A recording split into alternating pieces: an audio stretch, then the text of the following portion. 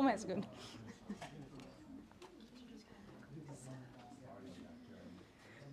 So, hi everybody and very welcome to today's event on remote work. I'm very happy to be here and to see you all physical in the room, but also digital on YouTube. My name is Anna Broders. I work as a talent and community manager at Linköping Science Park. Just short about Linköping Science Park, we are a municipality-owned company working for the tech sector in Linköping, which means around 600 amazing companies, and try to support them in different ways. As a talent and community manager, my focus is fully on talent attraction and talent development. And we have a lot of different projects, initiatives, events on this topic. And one of the projects, which is actually a national program, is called Switch to Sweden. Since 2019, Linköping Science Park have been working more and more with international talents. We'll get back to why, but we all know there's a big lack of talent in Sweden. And it is a bit hard on working on international talent only as a science park, only as a city, only as a region, because it is a national and in many cases a global challenge. So that is why we start working more and more on the national level as well, and then since 2022 we have got funding from Vinnova for the project Switch to Sweden. I will tell you a bit more about Switch to Sweden, which is not 100% on the topic of today, but it is aligned, and we really think that to be able to work with the lack of talent, there are many different puzzle bites that are needed. So we will talk about some of them today.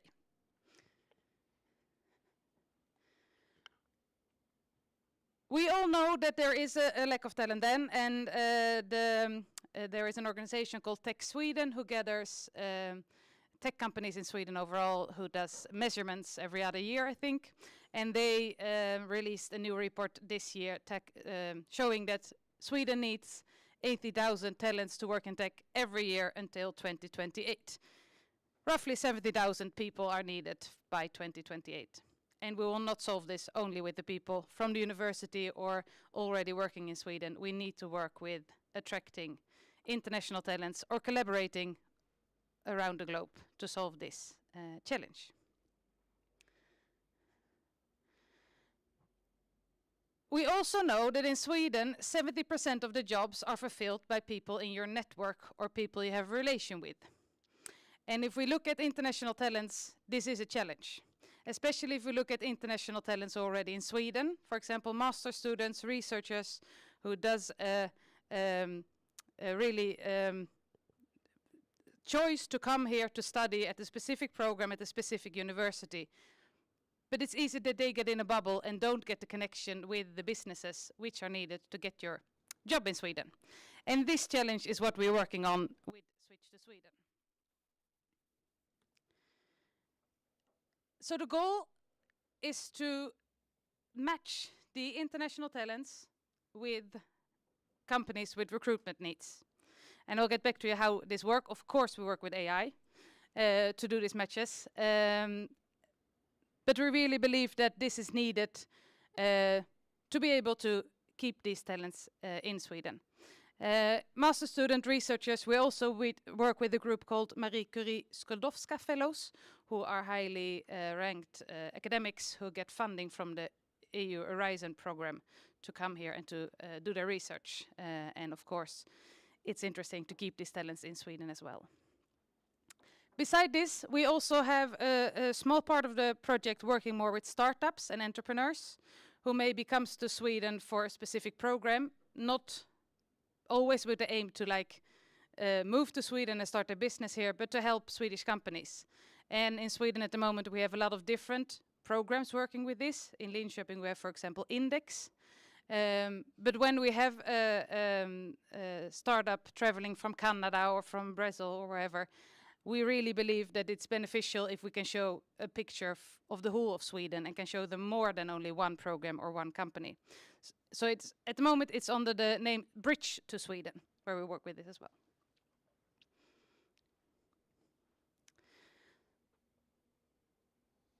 So what we do is that in this project we try to support the international talents, strengthen their knowledge on the Swedish labor market, how it works with networking, what Swedish employers are looking at. But at the same time, we also work with companies and strengthen their ability to recruit international talents. And we really see more and more that's on that side we need to put a lot of effort, because the lack of talent is something many companies talk about. But then we maybe also need to rethink our talent strategy to really be able to tap in the whole talent pool. So there we really try to support the companies as well. Hi, welcome. When we have worked with both groups, we use our matchmaking tool to connect the international talents with the company. And this is done by that the talents are filling in a form, a questionnaire, and the companies fill in a similar form, and then there is a match. So the match is done on what kind of requirements the companies have and the competence the talents have.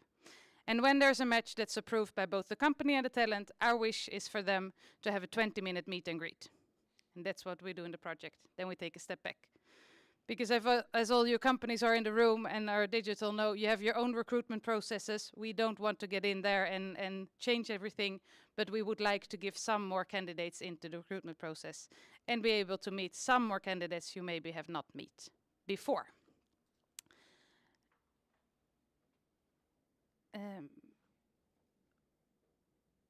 Now I'm not sure if I had the picture. Yes, I have it later. As I mentioned, we support the talents and companies, and we really like to work data-driven. So to know how we could support the companies in the best way, we did a survey in begin 2022. It's the Talent Map report, where we asked international talents and companies, like, okay, how is your sign on recruiting internationals? What kind of support do you need? What do you need if you want to start your career in Sweden? And I don't think these highlighted areas are that much of a surprise, but these are the areas we can see we can support the most. It's on the language and culture, it is on retention and integration, and it is on migration and administration. And just some things we do in Switch to Sweden is that we work a lot with storytelling. Talents who have done the journey, companies have done the journey, they can share their insights. We also created a handbook, I'll take it over here, for international talents, the Insider's Guide to Moving and Living in Sweden. A field guide really on how it is to live in Sweden, how to make friends with Swedish peoples, how to get a house, how to get a job, the name of the king, everything. Yesterday, actually, we got the silver in the publishing preset for this one, so we're very happy about that. But we hope that it helps the talents to get the mindset of, okay, if I want to have a career in Sweden, these are the steps I need to take. On retention integration, it's a lot on working on with the companies. So we had a seminar series called Tap the Talent, where we support the companies and address questions they have regarding recruiting internationals. The last one, migration administration. Well, we can't change the rules and laws, but we can hopefully make it a bit clearer on what's the rules at the moment. So switchtosweden.se hopefully is a knowledge bank for a lot of these type of questions. Now we have been doing this program for around 3 years. We secured funding for 2 more years, which we are very happy about. There's also happening a lot in Sweden on a national level, which affect the program in a positive way. And some numbers is that we today have had 9 different matchmaking activities. We have around 280 companies in the system, over 1,000 talents, 200 matches, and around 60 booked meetings. And then I always get the question, okay, but how many people actually get hired in the end? And that's not always so easy to answer. We know that around 10 of these Marie Curie fellows have got employed. And the rest, we really try to follow up with the companies as much as possible. We know a few, but it's not always so easy. So if you know you have recruited somebody through Switch to Sweden, let us know. But as I mentioned, this is one bite of the puzzle. If we look at the talent gap, there are more numbers, of course. Swedish Statistic Bureau says that by 2035 we need 265,000 employees with educational backgrounds in technology, natural science, social science and manufacturing. Svensk Näringsliv, Swedish businesses, says that the same year the secondary education will only be able to meet 2/3 of the skills demand. And then we have, of course, also demographic challenges with the aging population, which also affect this, the talents gap, of course. So that's why we truly believe that there are different puzzle bites needed to fill this talent gap.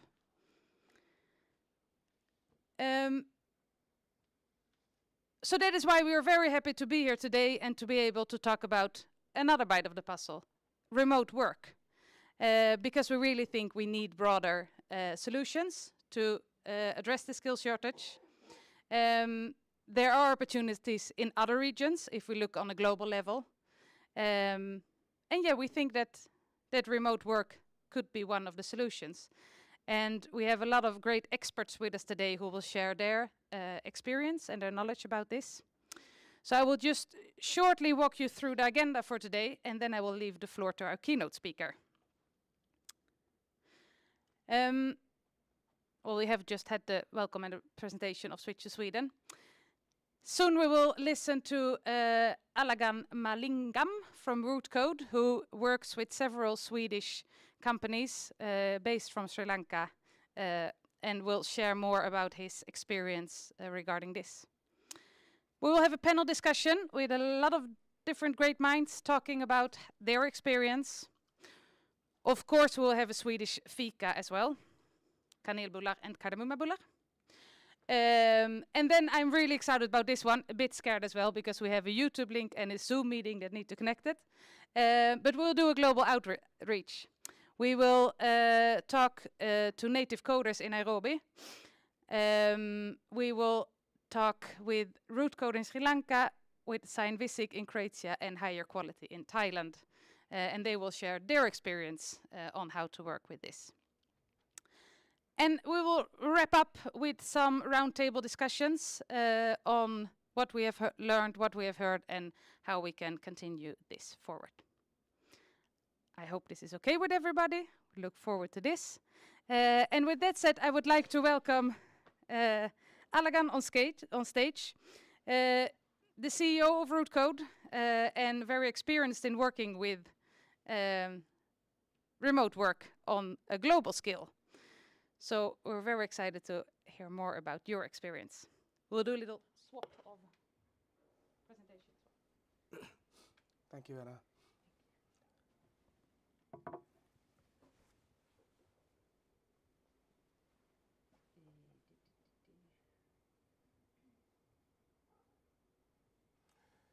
Hi, everybody. Meantime, yeah, I usually love to make my sessions very interactive. So feel free to stop me at any point, yeah, and ask me questions. And if I'm saying something that you don't agree with based on your experience, please add your points as well. Den var jag alltså.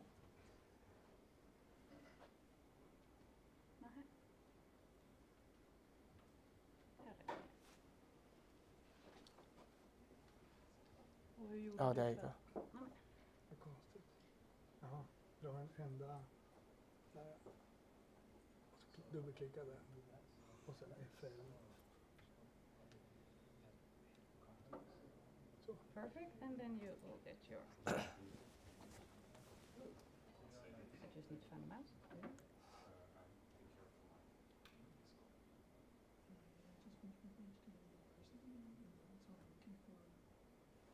That's good enough for me. Thank you so much. All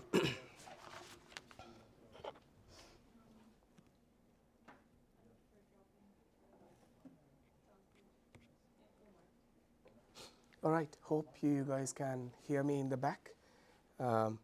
My voice is not so great today. I'm kind of on the slippery slope of getting sick, but I would like to do my best today. All right, so first, let me give you a background of who I am so that it kind of sets the stage on understanding why I'm relevant to this topic.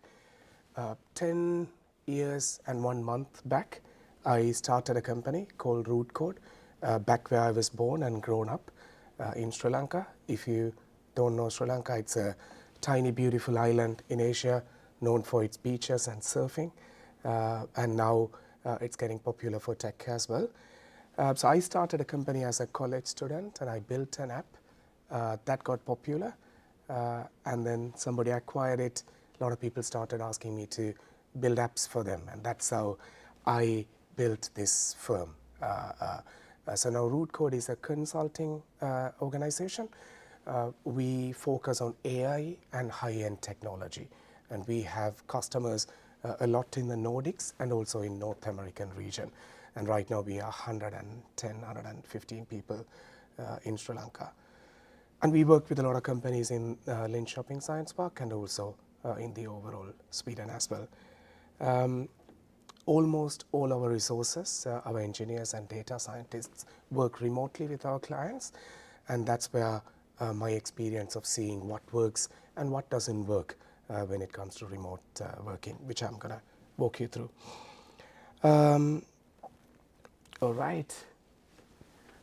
What if I told you that the next breakthrough in your company can come from somewhere really far away? This is something, if I have told this concept 10 years back, people would hardly believe it. But it has become a reality now. And I'll start with a small story of a little startup in Linköping. 2 years back, this was in June 2022, I got a call from a Swedish young startup. They were trying to build a product for cows. They were trying to build a product that will help cow farm owners manage their operations. This is a completely manual business, and suddenly they want to go digital, and they have built a good web platform, but they wanted to build something mobile. The only caveat in that was, if you have owned a cow farm, you would know when it becomes winter, you generally, don't purchase anything after that because you are too busy with dealing with things. So the sales window was about to close by October. So we were talking in June, and we had to build something before October and give it to the customers so that the company can actually make revenue and become, a big part of the farm tech ecosystem in Sweden. It's a company based in Linköping Science Park. You may know Agricam. So we have Ulf here from Agricam. We have Kutim here, who's an investor in Agricam. But when the discussion came to an end, we had only 2 months to build an app. And everybody we spoke to in Linköping generally kind of said it's going to be impossible, but I'll let you guys try. As always, we started with going and meeting the cows. If you want to build a cow management system, you need to first see how it works in the farms. So we spent a bit of time understanding this is in Vrietta. It's not too far away from the city of Linköping. We understood how everything works, and we went to work hard. So my team in Sri Lanka, designers, front-end engineers to back-end engineers, with the mobile engineers, we worked really hard, day and night. And against all odds, we ended up releasing it in October. So the first version of the app, Calf Call, went live in October, and that became a major milestone for this young little company in Linköping. What's the reflection? What are the key takeaways? By the way, this is the app in the cow conference in October. This was less than 2 months after when we started developing. What's the key takeaway from this? smaller startups, smaller companies, when they want to build something really big, we generally get limited by the kind of talent that we can work with. And 2 months to build something is absolutely impossible when you try to do in-house and start to learn about technology, about that particular technology in mobile. The biggest commercial success out of this story was that they had about 20 customers, 20 paying customers before the end of the year. And that turned out to be, that turned out to set the trajectory for Agrichem as a company. That's my story that I always remember when I think about how much we can do if we remotely collaborate. Now let's look into the advantages of remote work. We all know what are the advantages, but let's walk through some of the things that I've learned.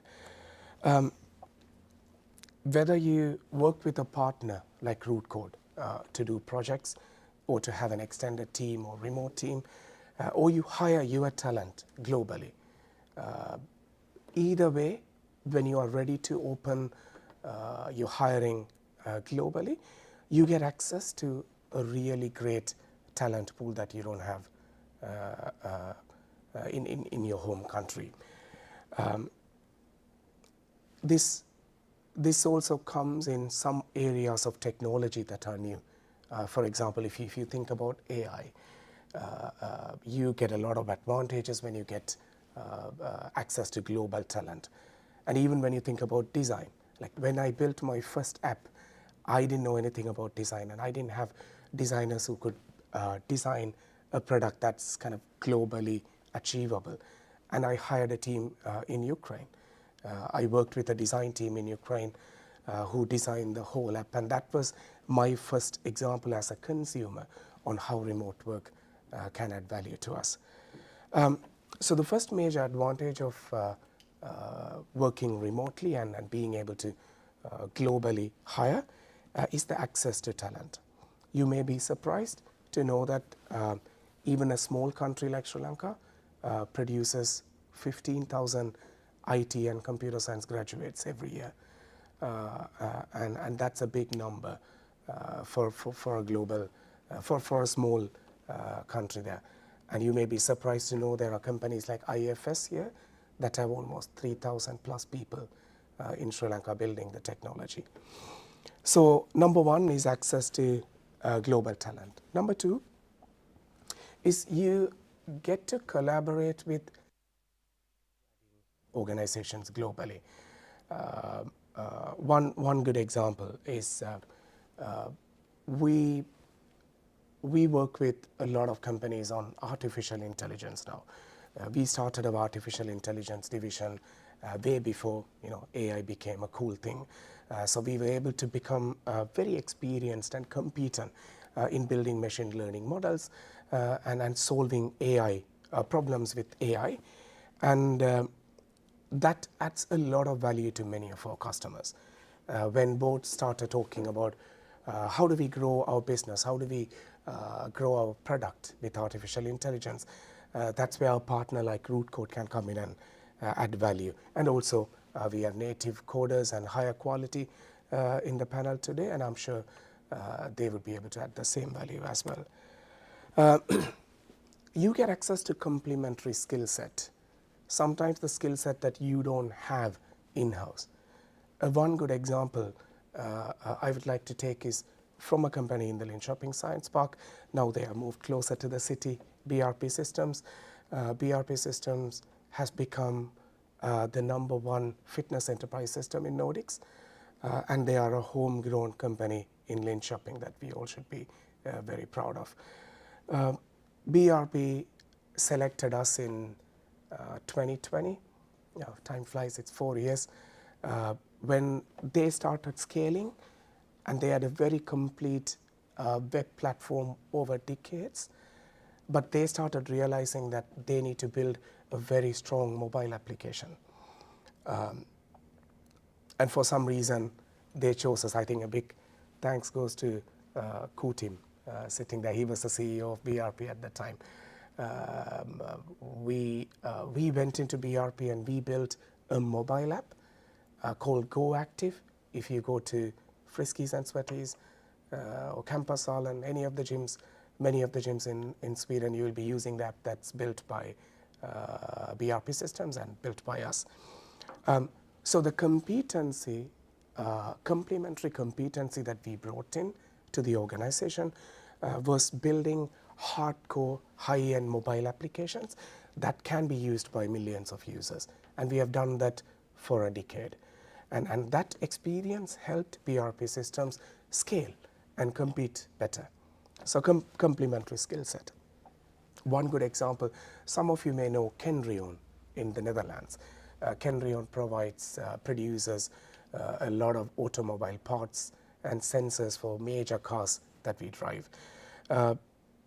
Kendrion had a major issue with AI. They are a 110-year-old company, so they had accumulated so much of data about how the know-how of building every product and every sensor. And if we wanted to learn from, all right, so what did we do? How did we fail in the car part that we produced in 1970? If you want to know that, you need to go to somebody who worked in 1970, which is impractical. And they came to us and we built a conversational AI-driven system where we fed the whole 100+ years of data so that all the organization knowledge becomes in the fingertips of the people who work at Kendrion. So complementary skill set. They didn't have anybody with data science and AI competency, and that's where Root Code AI came in and helped. And our help all the way goes to even governments. For example, now we won the public framework contract and we are building the AI framework that powers Estonia's digital services. So we are building the backbone of the whole Estonian AI framework now. So complementary skill set. So when you, as an organization, when you are open to work remotely across borders, you get access to really great skill set that's complementary that you may not have in your organization. Cost efficiency is an important thing in running businesses. Every business wants to, make sure that they are lean, they spend less while generating more value, and that's where cost efficiency comes. When you open yourself up to the world, especially to the developing part of the world, you will get a really good quality of work done at a fraction of the cost. And that is something that makes businesses sustainable. So remote work and hiring globally will open it up for organizations to save significant amount of cost. Scalability. Small organizations generally find it hard to hire the top 1-2% of talent, which is fair, because as smaller startups, they compete with the big guys, Google to Microsoft to Spotify, and all the cool companies that every engineering kid wants to work at, and it becomes impossible to attract the really top talent that easily. And when you open yourself up globally, you can be a small player in your country, but you could actually be a big player in some other country. And especially when you work through partners or hire directly, you have the ability to scale that you wouldn't have otherwise in your home country. And organizations have scaled with us. For example, BRP has scaled to more than 15 engineers with us, and we have become sort of part of their hiring strategy and the growth strategy. When the organization grows, they commit to grow with us as well. Scaling becomes so much easier when you are open to work remotely, especially across borders. We heard about the challenges of Swedish demographics and also the amount of educated professionals that universities need to produce over the next many years. So look around the world, in Asia, in South America, in Eastern Europe, you have a lot of great talented professionals who are coming out of the universities who are much more accessible that will help your organization scale. Now let's walk through some of the best practices to leveraging remote work. In my experience, if you don't do this right, odds are generally against you, and that's the general nervousness we get when we collaborate remotely. Either you acquire a company. I was speaking to somebody in the back. They recently acquired a company in India, and then now they are in the process of integrating, and that's usually a challenge. Or when you work with a partner like Root Code, at the start it could be a challenge if you don't understand what are the best practices. Some of them you may know very well, but in the interest of the topic, I'm just going to walk through some of the major. Oops. I think I pressed the wrong button. All right, the first one is technology for communication. Who in the audience uses Slack on a daily basis in your organization? Interesting. Who uses Microsoft Teams? Okay, and Google Chat, Google Meet? Okay, lovely. So tools like that enable us to communicate very effectively, real time, with our peers, whether you are here and working remotely or whether you are across the globe working remotely. One of the best practices that I've found is to have very clear groups or channels so that communication can be compartmentalized in a way that's well organized and accessible, and also have a low latency, higher quality video conferencing system, so that that makes you feel like you're having meetings together. I'm assuming all of you, but can I see hands of people who are using any project management system to manage your tasks right now? Okay, most of you. Interesting. In the physical world, especially before COVID, when everybody was sitting together in the same place, we didn't really have a need to put up a proper project management tool, because I used to go and put sticky notes on the wall of what we need to develop, and then people would get together and then build it. Especially after COVID, we have become a remote first workforce, even the people in Sweden or any other country. And project management tools, especially remote enabled project management tools, are absolutely important. And there are two types of it. The first one is the most familiar one, the task management systems, like Jira, Trello, Asana. Now even Slack has Slack lists where you can manage simple projects. You can, if you are a developer, you can use GitHub boards, so you can connect your PR requests and everything into the code into the project management. Some form of project management tool becomes mandatory, especially when you collaborate remotely. The other type of tools, and of course, in the task management, if you are a development team, which is an agile development team, then you can run your Scrum ceremonies as well. The other type of the tool that I find to be very useful, and we use that as a best practice, is a digital whiteboarding tool. When you are together in the same room, it's so easy to kind of grab a flip chart or a whiteboard and draw things. And when you are collaborating remotely, it's really hard to replicate that experience. And that's where tools like Miro or FigJam or Figma becomes very useful, where you can drag and drop, create things together.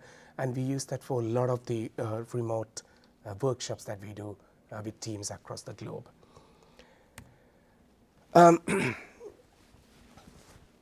Building a remote team culture is also essential to succeed in working remotely, which is somewhat different from the culture we need when we are collaborating in-house. One of the major issues that I see, especially in the development, software development area, is if you don't have regular check-ins, you could completely live in two separate islands and you could lose so much of productivity. So we as a practice make it mandatory for all our customers to have a daily sync up. So usually our customers start the day with a call with the team in Sri Lanka. And by having a stand-up, a daily sync-up, you make sure that everybody is on the same page and also help each other on whatever that's pending, whatever that each others are getting blocked by. The other thing is a little bit controversial, that I have found out that creating a culture of people being available during work hours is essential for collaboration, which is quite natural when you are in the same office. Let's say you need something from me and I seem busy, you may come and wait next to me or tap my shoulder and ask, hey, I'm blocked here, can I borrow 2 minutes of your time? But remotely, you don't do that. You feel bad sending a message, you feel bad calling up somebody because you feel like you are disturbing. And that culture, what I've created in my organization, has become very useful over the years, where people are responsive, or if they don't want to be disturbed, they put an explicit focus time so people know that this guy is solving something we shouldn't disturb and poke the bear. So that I found to be an important part of building a remote culture.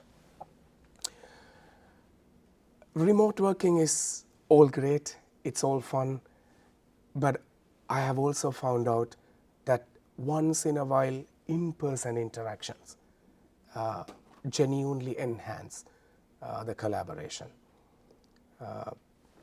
in-person interaction. So what we do is we send our developers here to Sweden, for example, to work with our Swedish customers. Oh, hi Jon. Thank you for the pizza. So we send our developers here very often so that everybody gets to meet them in person. And also we fly our customers to Sri Lanka. So they come and sit in our office in Sri Lanka and then work together with the team. And of course, go out and do something fun, like, learning to surf in a beach or skipping the winter and then having some sun.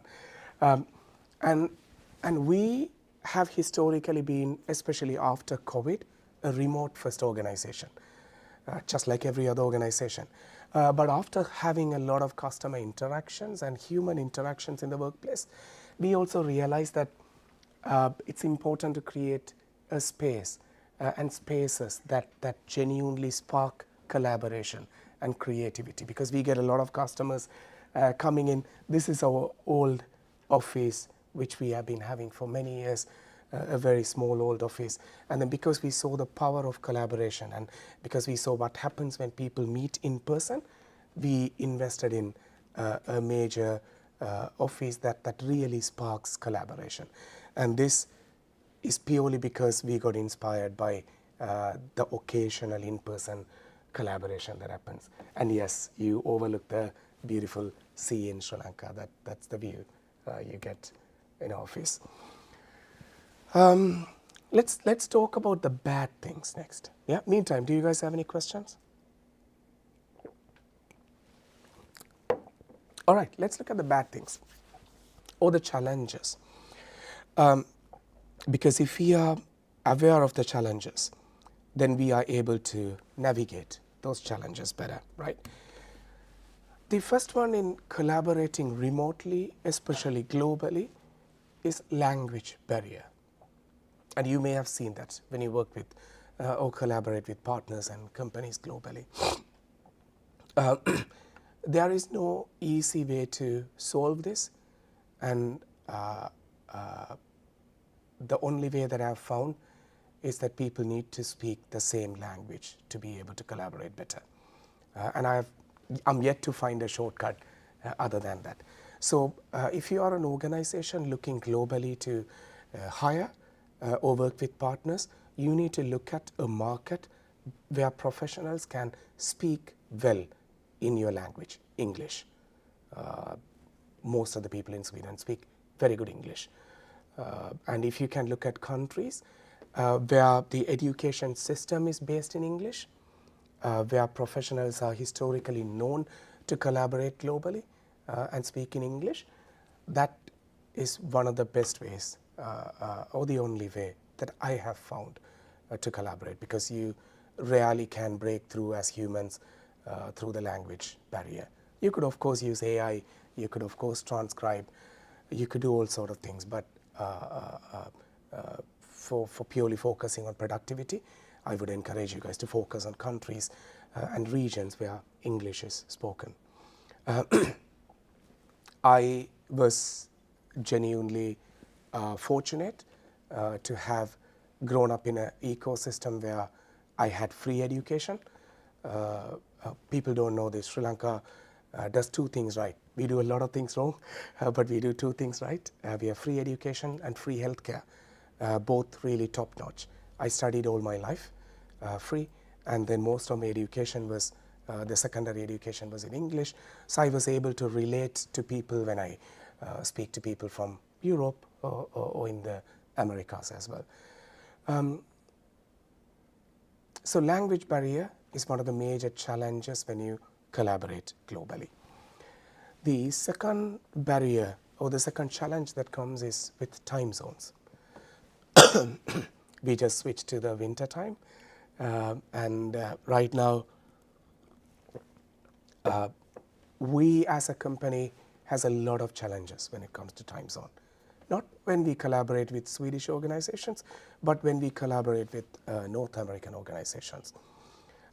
North American organizations, we, especially the companies in the west coast of US and Canada, we have almost 11.5-hour difference, and that's a pain. It's extremely difficult. Our collaboration with Europe is much easier because we get at best 3.5-hour difference, and in winter we get 4.5. So that's manageable. So with companies in Sweden, life is pretty easy. When you start your day, it will be only noon for us. So we jump on a call and then we get a really big overlap of working hours. But in organizations that are completely in the opposite time, we insist and figure out how to make a reasonable overlap of a collaborative time.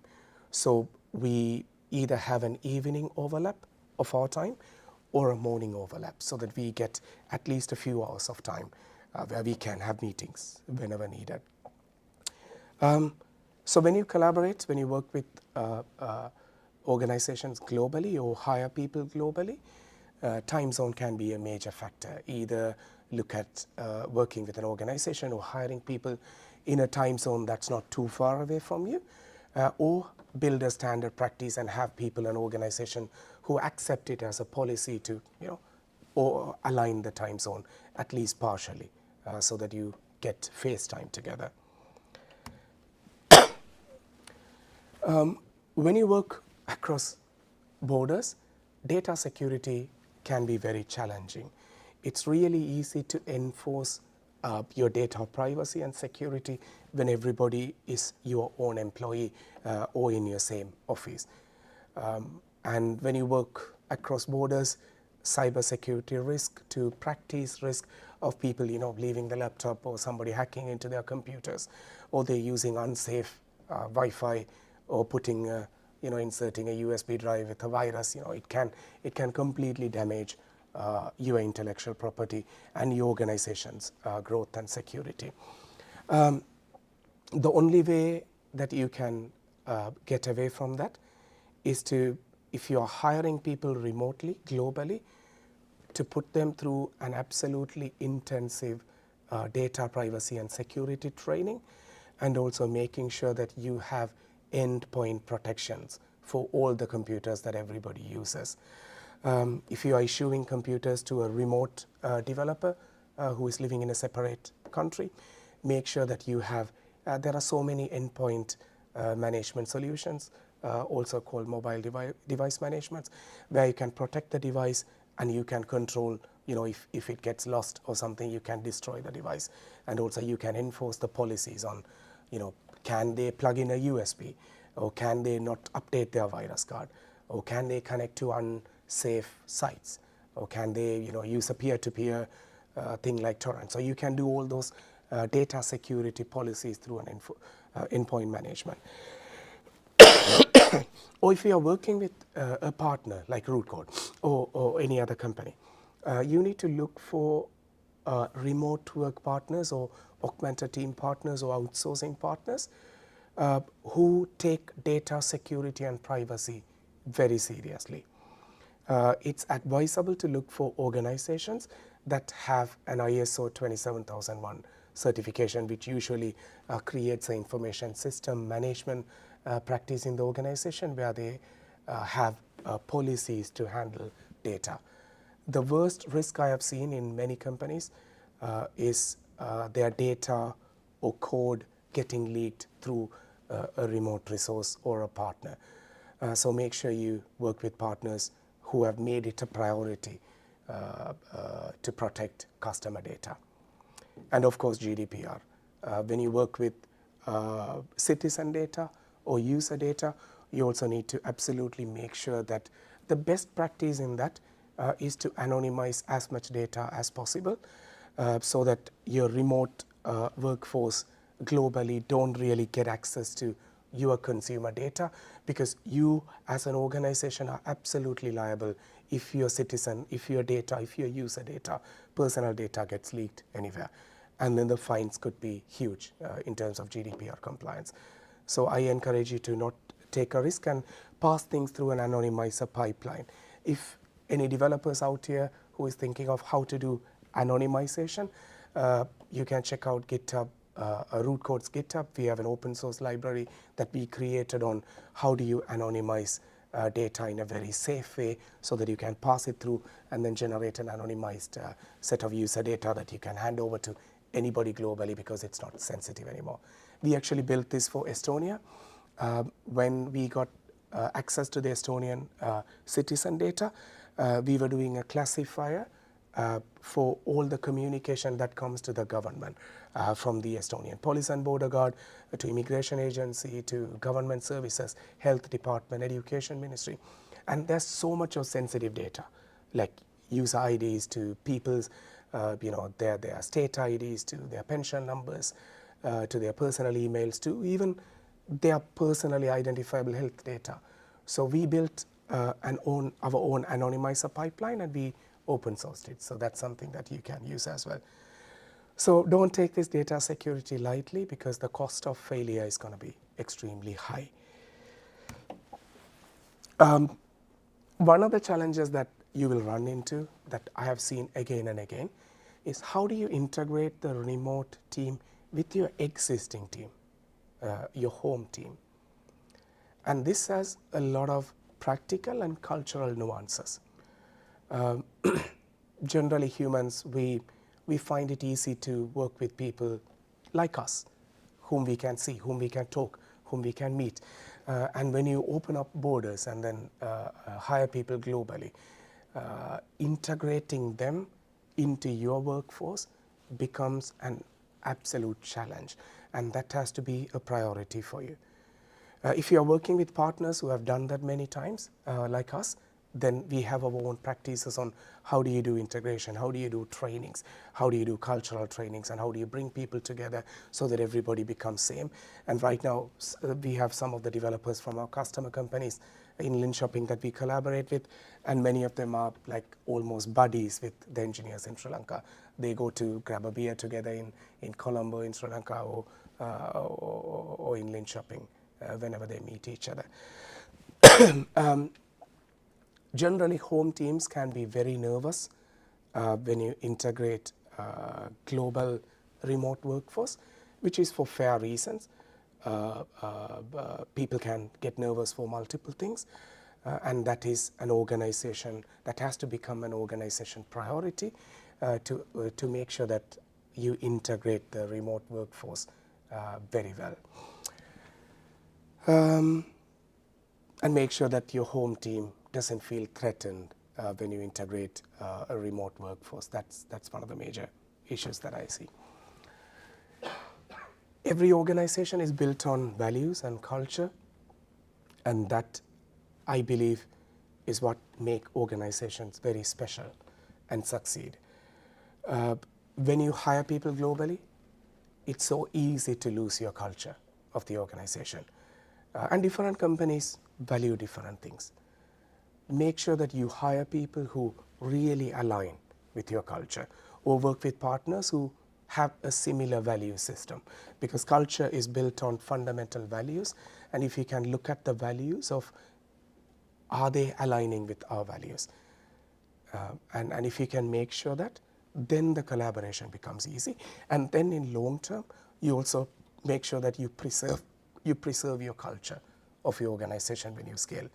It's extremely easy to lose your culture when you scale, especially globally, and this is something that I have learned that organizations need to prioritize.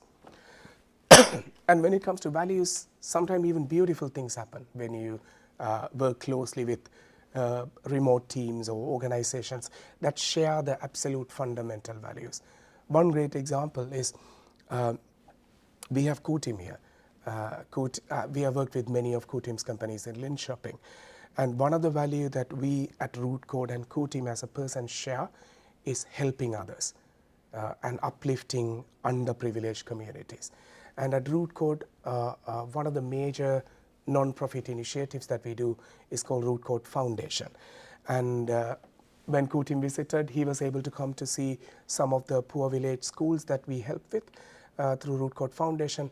We help really underprivileged communities and schools grow up with technology. So we pick a school, we spend the whole year, go there every other week, build a computer lab, teach them technology, so they can get the same exposure that we were lucky to get, so that we can uplift our whole country. Sri Lanka is still a developing country, and there are many parts in the country that are underprivileged, and we make it to a point to be responsible in doing that. And the best part is when values align, you get to do things that are even outside work, and that's one of my best experiences when it comes to value system aligning. Before I finish, I also wanted to tell you what I'm excited about in the next 5 years. I'm really looking forward to the future of remote work changing and growing with VR and AR. And if you have seen the latest demos of virtual reality and augmented reality, things are getting very close to what it should be ideally. And in the next few years, we may be able to sit in completely different part of the world, wear a glass, and then feel like each other is in the same room and have meetings and technically trick your brain into thinking everybody is in the same room. I am really excited to see how the future of the remote work will evolve with the new augmented reality and virtual reality technologies. Okay, so today we have seen the advantages of remote work, right? If I were to summarize it, by making your organization and you ready to do remote work globally, you get access to great talent that you may not find otherwise. You get access to valuable global partnerships like organizations like Root Code or Higher Quality or Native Coders. And you get access to complementary skill set. You can be a great tech organization, but if you don't have AI competency, you could work with a partner who can bring that complementary skill set. And as a business, you can become more cost efficient. And at the same time, you can scale not to dozens, even to hundreds, and even to thousands. If you look at the story of IFS, you would know that Sri Lanka has been a backbone of scaling their tech team. So these are the benefits of remote work that we all learned today. Now the question is, will you seize the opportunity? Thank you for listening.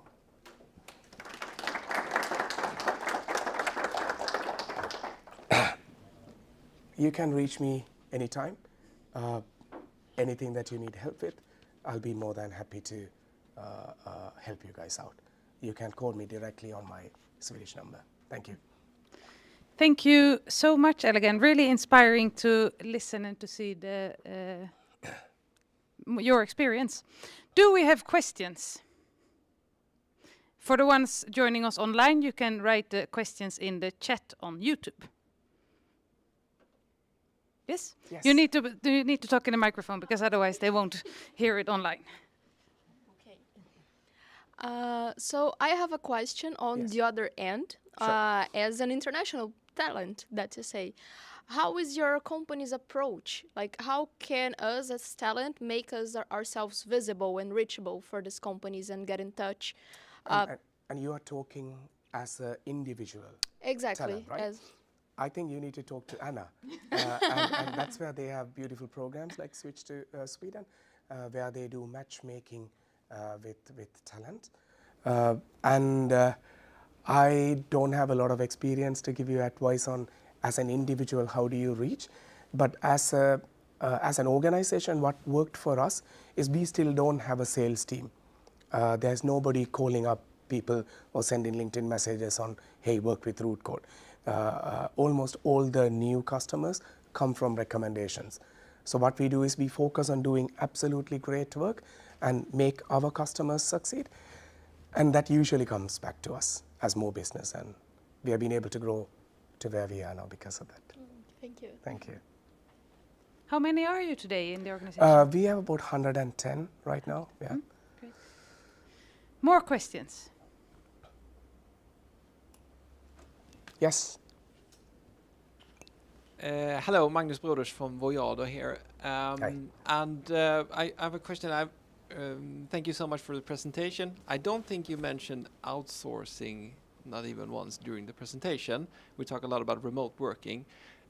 Is remote working something else, or do you feel that this is something where we've evolved from the classic outsourcing, where it was more like a black box where we ordered things and things got back? Sure. Is this something else? I think how I look at it is there is a big overlap between remote working and outsourcing, but you could still do remote working without outsourcing, in the sense you could hire somebody from, let's say, Sri Lanka on your own. And you could do, like, for example, you could go and open your organization like IFS did or Cambio did, and you could hire your own people, right? Outsourcing generally comes through organizations like us, when you work with partners like us, or the partners in the panel, Higher Quality and who's the other one? Yeah, and Native Coders, yes. So when you work with them, then it becomes outsourcing. But if you mean like a new kind of concept of augmented teams and remote teams that's evolving, then you are right. Even the services that we provide, we generally don't call it outsourcing anymore. We provide remote teams for our customers as a service. Depending on what kind of talent that you need for your business in short term or medium term or long term, we will set up a team that works with you. But we also undertake projects. So you can come to us and say, hey, I really need to build this app to go to the market and do this. Can you do that? Then we will do that as well. Did I answer your question? But if I didn't, please Yes. No, thank you clarify. very much. All right, thank you. We got a question from the digital one as well, Sure. through Messenger. How do you think the balance between, or the gap of talent and the balance between remote work and work at companies will be on 10, 20 years? Now you talked about 5 years, but how would you look if we look a bit further? I think It's like, I know it's hard, but I wish I can predict that long, but it is inevitable that almost all the organizations will end up collaborating globally to become more competitive and to even keep their growth trajectory. Because a lot of the European, especially the Northern and Western European and the North American countries, have the demographic issue that you told about. So we have an aging population and we have comparatively less young people graduating out compared to the developing part of the world. So it's the smartest thing to leverage the world. And of course, the last 10, 20 years, the world has become a very small place because of internet. And because of the technology's growth, it's going to shrink even further, in my opinion. So I do think, I don't know by how much, but I do think it's inevitable that almost all the organizations will have remote work, except a few exceptions. If you are working on really high-end national security related things or defense, then you may you may be limited for statutory, regulatory reasons. But even that, many of them are breachable now. It was surprising to a lot of people that a small company from Sri Lanka is building Estonian government AI. I was surprised too when we won the contract, but yeah, I think the world is shrinking for sure. Yeah. Yes.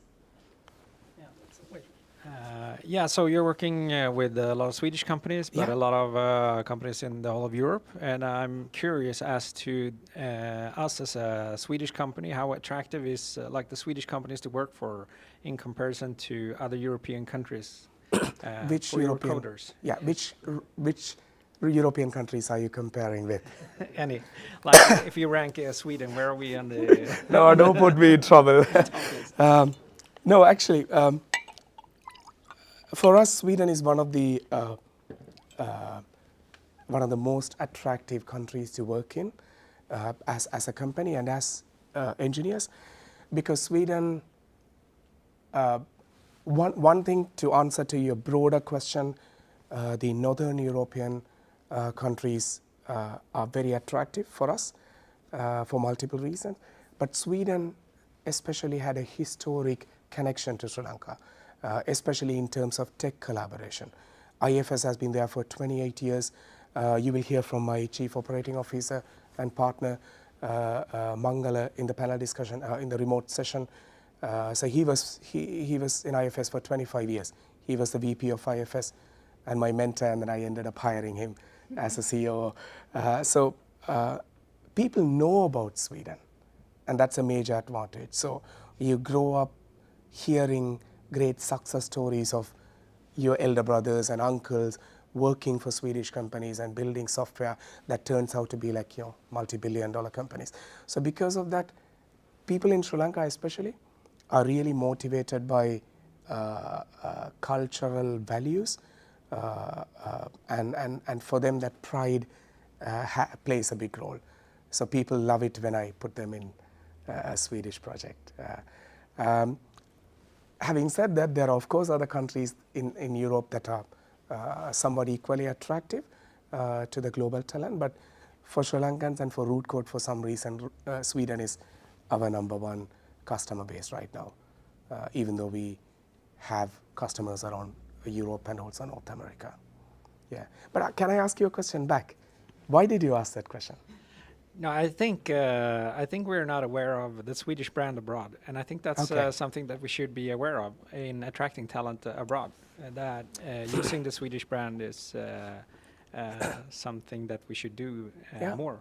Yeah, Because I do believe we can attract good talent there, and I'm absolutely. curious if that's the case or if it's just something that I'm imagining and thinking. No, Sweden has a special place in Sri Lankans' hearts, and that's why you see a lot of Swedish companies. There's even one of my friends who studied in Linköping University, Anna. She came to Sri Lanka with her husband, and they started a consulting firm in Sri Lanka, and they have 100 people now. So yeah, a lot of connections with Sri Lanka and Sweden, and I think historically you have done a good job in branding here. Well, that's great. Thank you, and thank you for a great presentation. No worries. Thank you so much. Thank you. We have a question digital. And you are from? From Wise Cloud. Okay, great. Nice to meet you. We have one question in the digital platform, and that is, do you think companies feel there is a risk in having people work remotely, and how can we reduce the risk of this type of work? Did they mention what type of risk they are talking about, or was it broad? Broad. That was broad, okay. Absolutely true. One of the major discussion that I get into when we work with really big companies in Europe and North America is that generally the board or investors or experienced people feel very nervous about collaborating globally, and if you do an analysis, the risk index is usually higher than hiring in your home country, which is fair, right? because faraway countries, especially developing countries, can be unstable, and you may have data security related issues and also reliability, issues. We have rescued so many customers from, I don't want to name the countries, but many countries closer to us in Asia, because organizations were not reliable when they outsource or when they collaborate. They get the project, but they don't really walk the path with the client. And a lot of them got stuck, and especially on critical deliveries, when your customer is having an issue, you need to be able to call somebody, right? And my customers still call me up if there's a need. My managers usually sort it out, but if there's a need, even I'm available 24/7. So I think the way for organizations to remove that risk to some extent is by being extremely picky on who you work with and look at previous examples of what they have done and how much value they have genuinely added. And usually when you look at references and stories and talk to people whom they work with, you could generally kind of paint a picture on who they are and how they are. And that's generally, working with partner companies gives you more stability than hiring directly globally, especially when it comes to risk, because they are bound by a contract there, and they are bound by a big organization in their country. So that takes off some of your risk. But still, yeah, it's worth the risk. So that's what you need to think of. Well, thank you very much, and thank you for all the interesting questions. Thank you. You have been a wonderful audience. Thank you so much. We will now continue with the panel discussion, so just some practical.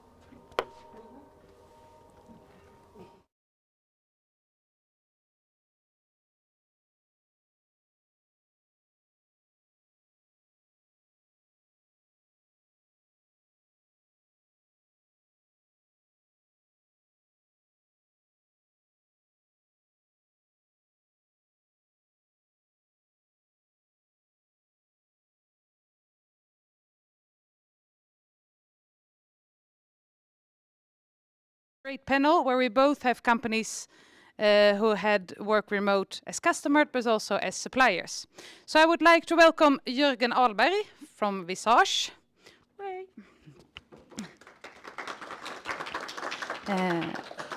Ulf Stern from Agricam. Olivia Lind from Native Coders. Daniel Sonnebrand from Higher Quality. And we welcome you, Becca, as well, Elgen. You try. You thought you could rest. Yeah. I was so looking forward. Yeah.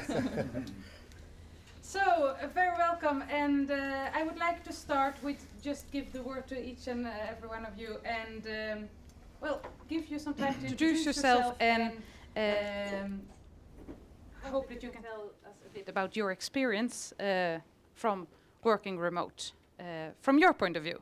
So if we start with you, Jörgen. Use the mic? No, or? there is a big mic there. Okay, does it work? Good. Hopefully. So Jörgen Ahlberg, that's my name. I'm running two companies, the blue one and the green one, Visage Technologies and Scientific, both running consultants and business from Zagreb, mostly in Croatia. We've been around for quite a few years now, and I would say we have been very successful in it, and it's been a lot of fun. So Visage is more coming from the computer vision and machine learning scene, and are mostly working as an R&D partner, making teams for that kind of research. Scientific is more bit more like your company, I think, more broader in the sense of software development. And I very much agree with a lot of things you said. Maybe I would have put these priorities in different order, because this integration of teams, it's been it is a challenge. It's not that difficult if you've been doing it a few times, but you just can't just think that it will happen by itself. Croatia is, well, maybe I should stop there. Go ahead, your turn. Cable. Yeah, I'm Ulf, one of the founders of IFS. I spent almost 40 years at IFS and now at Agricam for almost 4 years. So you can realize I'm old. And I almost said welcome to the black building IFS. And it's one thing, when we built this house 1992, we said to the architect, we should have a great area where people could meet, not just sit by the office, because it's about team building and culture. And culture was probably one of the most important parts of IFS success. So therefore, I think the things you were talking about is so important of building teams, building cultures, and then when I started to work with Agricam, we realized we need to speed up things, and time to market was important. So we decided to, and Kuitin was working with me as well at that time, and we decided to start to work with road code. Of many reasons. So I should say also a few years after that we moved into this house, we started up an operation in Sri Lanka. And at that time, 96 or whatever it was, most companies went to India. And we should be a very small fish in a big pond if we went to India. And you are so right, because even at that time, we realized in Sri Lanka, very good in speaking English. You have a great university. So we were probably the first IT company that established our own operation. So IFS, we started our own operation in Sri Lanka, which has been business critical for IFS for 28 years. And at Agricam, we started to collaborate with the company in Sri Lanka. So there are two different ways of doing it. Thank you. And now, Olivia, we go from Sri Lanka to Kenya. To Kenya, yes. So my name is Olivia, and I work with customer engagement at Native Coders. So that basically means that I help our customers to provide them with good developers from Kenya. And so one thing that is unique with us is that we only have female developers in Kenya. So we're 100% female. Yes. Cool. Yeah. So it's very interesting. Mm-hmm. And also, I agree with a lot of what you said, to integrate the team members in the company. So what we think is it's very important to see our developers as a part of the team, and yeah, that's what we try to do. Hello, my name is Daniel Sonnebrand, and I'm the CEO of the Higher Quality Group. We have IT consultants companies here in Sweden. We have situated in Norrköping and also in Stockholm. But the reason why I'm here is that we also have a company in the north of Thailand. It's called High Quality Software, and we have a broad wide of different customers that we have both in Nordic countries, in Australia, and in Europe, and so on, and especially in startups and scale-ups, mostly. I think we know about root code now. Thank you. I think, like you mentioned, some of the challenges, handling different cultures around the world. I think also there the management techniques is interesting to look closer on. How, as a supplier point of view, how do you work with these type of questions on the management parts? And the word is for grab, just to. Okay, so I think, as I was starting to say before, Croatia is pretty close to here compared to some other places in the world. Also culturally, it's more like the Central European culture than the Balkan culture, but there are differences. There are differences in management style. Sweden is internationally very non-hierarchical. Wherever you go, you will find that it is more hierarchical, and whenever you make Swedish teams work with other teams, you need to handle that aspect. When you meet Croatian developers, they have almost the same accent as you. They have you think they are like Swedes, and which makes it a bit tricky because you have this sense of security. Oh, everything is the same. Oh, how nice! We have no cultural differences, and then whoops, we had. so you need to learn these and tell about them in advance, and this hierarchical mindset, I think, is the most critical one to address. Another kind of openness and get this transparency and everyone helps everyone culture. That is kind of the, well, that's also go for all Swedish organizations. You want to promote that. Maybe it's a little bit about your question about outsourcing and remote work, because in the beginning or in the past, it was us and them, you know, two different teams. But it didn't take long time until it was we, and I think that's the most important thing to see. You know, the remote workers from road code in this case as part of our company, which means we are not just planning for tasks they should execute. It's also about sharing what's happening in the market. Are we successful? And being part of meetings and see us as one organization, but by coincidence in two different companies in two different parts of the world. Because to build that value and culture and I think that's extremely important. So it's us together that should do things. I think that's important. In the past, outsourcing was very much, I think, us and them, which is not good. And I very much agree with you. One of the most important things is to see everyone as one team, even though it's another logo on the contract maybe. You still belong to the same group, and we think it's important that our customer treats the consultants like any other employee and has they join the same meetings and they have the same routines and so on. And when we hire consultants, we think one of the most important things is that they have consultant ability and that they are good at communication and take initiative and so on. And we haven't really seen like a cultural difference there. So we look like from human to human. Yeah. I believe in 20 years back when this remote working maybe was in the beginning, I think the companies like well, done their lessons learned, and nowadays they have worked for almost 15-20 years with these tools that you mentioned about Slack and Teams and Zoom and Jira and so on.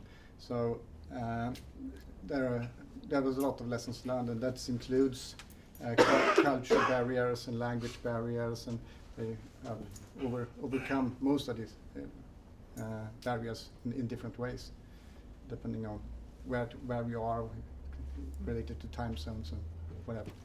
I also think it's important not just talk about the technology and the things that the remote workers should do. Why are we doing it? What's the business strategy behind? What's the market opportunity window we have? And to be clear, why are we doing things? Why do we need to have things done in 2 months? Even if it was just the first MVP, and then we could continue to developing, but to be very transparent of why we are doing things, because that will include the remote workers into the overall thinking of the company they are working for.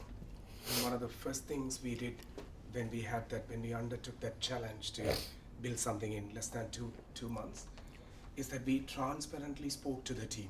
We picked some of our best people and we brought Ulf and Kutim and many others, and then we transparently told them why this matters to Agricam, why we are purposefully putting us under this pressure, because this will make Agricam succeed.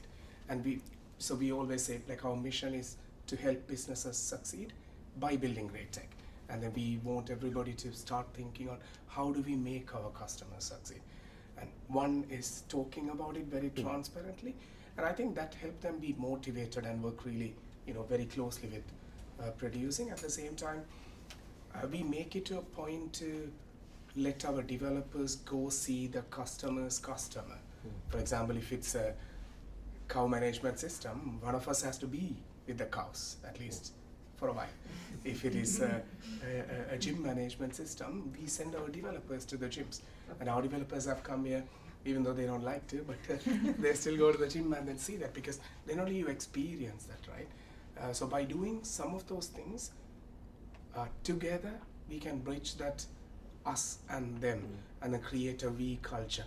And this is something that we shouldn't take it for granted in long term as well. So you need to intervene again and again, do monthly, vision updates to quarterly, business updates. And we get our customers to join the board or CEO calls on vision and roadmap as well. And that I have seen to work pretty well. We do similarly. I like to send the developers to the Swedish customer for a few weeks, maybe a few months even. And what is fun then, that typical the customer, they also work remotely a lot. So, now we have to go to the office and actually meet each other as well. And it usually becomes a nice event also for the customer. And then they also go to the customer's customer and see what it actually is about. It's actually one good way to bring your people to office as well. I remember when Yun was in Sri Lanka for 3 months and Rafael was there for 6 months. So they come and work from our office, and their team came to office more often than usual. So that's one way to get engagement as well. I think really what I hear is that it's not only the customer supplier, it's really a partnership, and a lot is about trust, building trust. A curious question: how long? Because it's not like a team coming in and doing solve one problem and get out. For how long do you usually work together with customers? We don't know yet. No, good. Good answer. For us, an average, a customer stays with us for 3.2 years. And the length has been increasing, because while we are growing, our customers are tending to stay with us longer. Yeah, I think it's we're talking about scaling, and as a business strategy, to have a remote work group, from example Road Code, which we have, makes it possible for us to scale the R&D spendings, which means that we have not just only increased the amount of people. There have been situations where we have decreased as well. And that's about also the relation with the market conditions, because if we have a time to market important, we need to add so much resources we can get, but then we maybe can take it a little bit slower after a while, and then I think in the future we will probably scale up again. So it makes it flexible, and that's important for a small company, I would say, to have that possibility.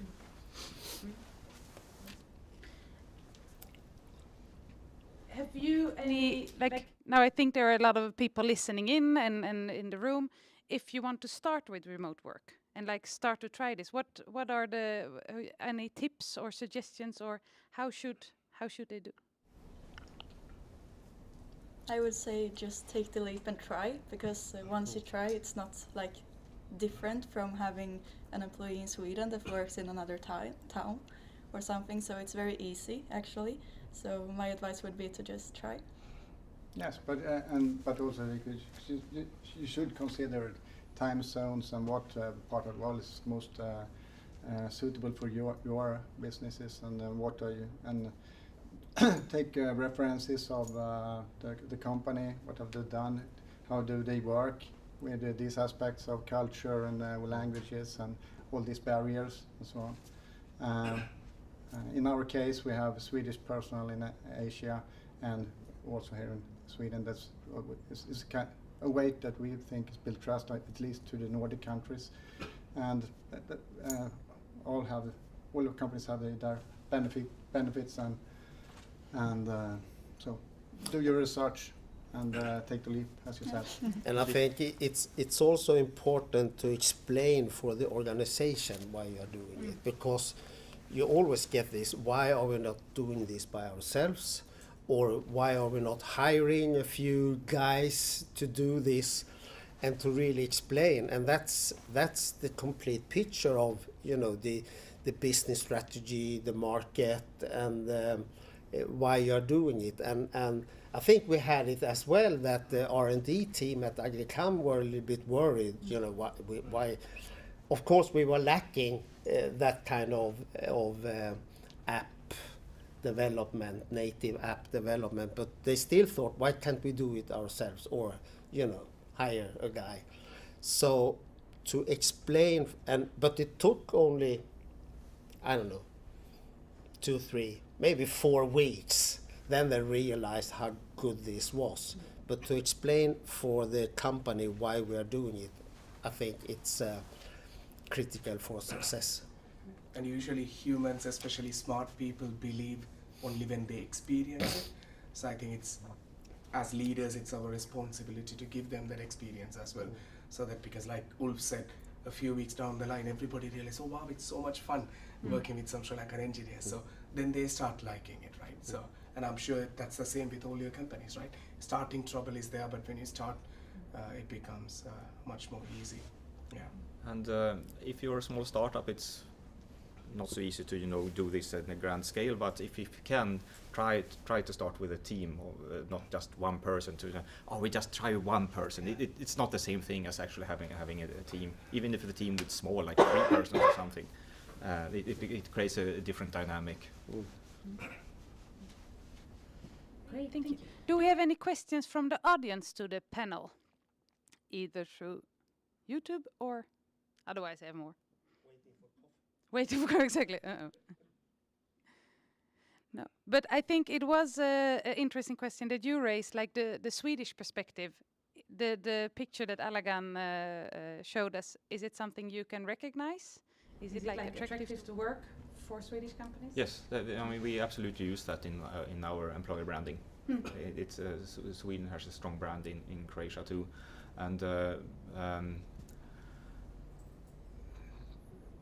we have established ourselves as a very attractive employer, not only because of the Swedish brand, but actually being nice and being able to recruit the top talents, which is very nice, of course. Yes. I would say in Asia, the company benefits of having most of the times it benefits of having owners from the Nordic countries and especially Sweden. We have found out that there's an attractiveness in that ownership. That in this case it's a Swedish company over there.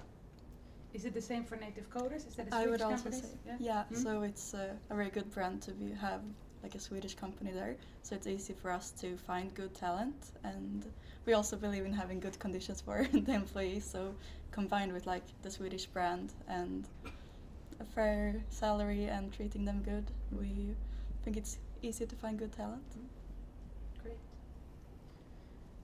To wrap up the panel, I would like from each and every one of you to ask a question that we talked about before as well. How important do you think remote work is in the coming years on the balance between the talent gap, the need for talent, employees and remote work? Well, you said it yourself in the numbers in the beginning. What was it? 18,000 more people per year. I mean, that's how we got our first big customers. They realized we are this amount of people. We need to be this amount of people. If we recruit a lot here, we will reach here. We will need people from other places. Yeah, I would say that remote work is, normal. That's part of the reality, even if it's inside a company or together with partners you collaborate, and that will of course increase. And I think we all have seen the changes in behavior since the COVID situation, and it will just continue. It's so natural. It doesn't matter where you sit. But coming back to, if you are a company and will build culture and values, you need to think about how you will deal with that when you have more and more remote workers. That's I think could be a challenge. Yeah. I also think that having remote workers can be a huge part in this. I think it's very important, and I think that could help solve the problem to reach out to companies and find talent abroad. Yeah, I mean, I'm pretty sure that this trend will continue. More and more will discover remote working if they don't do it already. And as you mentioned, the techniques is going forward faster than ever. And like you said, virtual reality and the feeling of sitting in the same room and so on makes it even easier. So and so much benefit. It's about the scaling up, scaling down, and the cost and the efficiency and so on. So, yeah. I think it's already a proven strategy for organizations to work globally, hire people, work through partners. And we have seen that again and again. There's enough evidence, even in the home of Linköping, how IFS started as a very small company by a group of friends of Ulf, and then how it became, I don't know, now people are calling about $20–25 billion valuation for IFS last month, I heard. To even like organizations like PRP in the Linköping Science Park, which grew tenfold in their valuation in the last 7 years. A lot of things are possible when you scale globally. You could do marvelous things that you would have never thought possible. But there are risks, so do a lot of homework.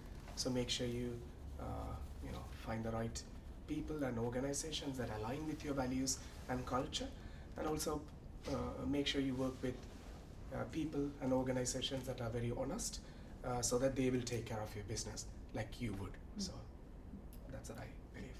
And I would like to add that I think for Linköping especially this is important, because Linköping is quite innovative. A lot of ideas here in the science park, and there's not just enough people here to take care of all of these ideas.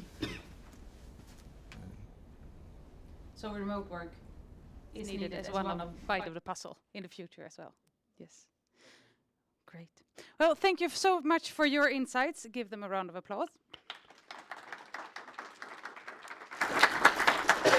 And you will all get one of our field guides at the.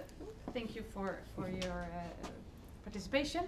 We take a short coffee break. There is coffee and bulle outside, and we will be back 2:45 for our global outreach, which I really look forward to. Thank you. Thank you. Thank you. Tack så mycket.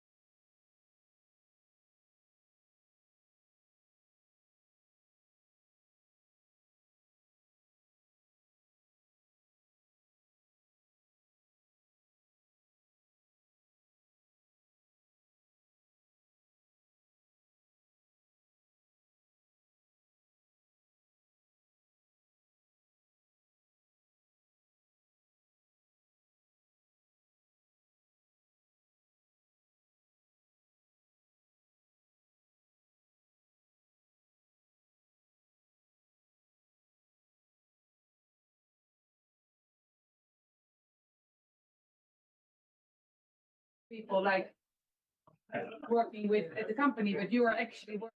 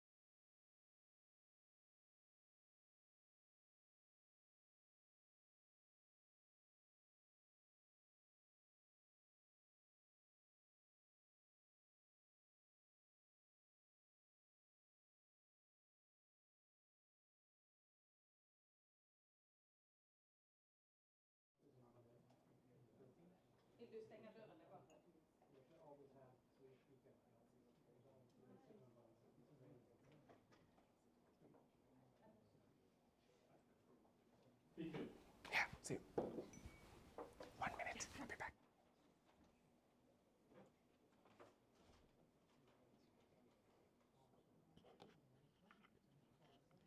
So, welcome back, everybody. I hope also the one listening in online had a nice fika.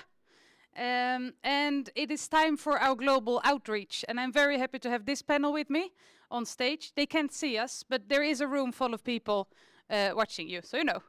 And to get the perspective of the people actually working in these remote teams. And for the panelists, of course, some of your colleagues are now on the screen. So happy to see them. And we will go organization by organization and ask them to share their perspective. So we will start with native coders in Nairobi, where we have Grace Kabere and Melvin as well with us. And I'm very happy to see you. Actually, we met physical a few weeks ago in Nairobi. And we get to learn a bit more about your work already there. But that was only me and my colleagues. So I'm very happy to have you here and for you to be able to share your insights with the rest of the audience as well.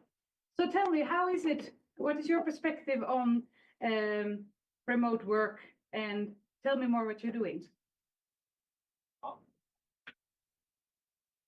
Hello. Hi, everyone. My name is Melvin.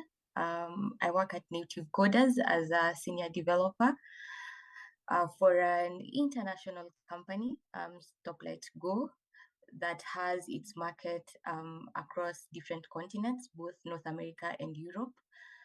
In terms of how remote working is really great and important in that it allows companies to have access to diversified insights and opinions while creating software, especially from both Kenya and other different developers involved in specific projects. So it's a really interesting way for companies to introduce new skills and insights into their projects, large or small. I don't know if Grace has anything to add on that.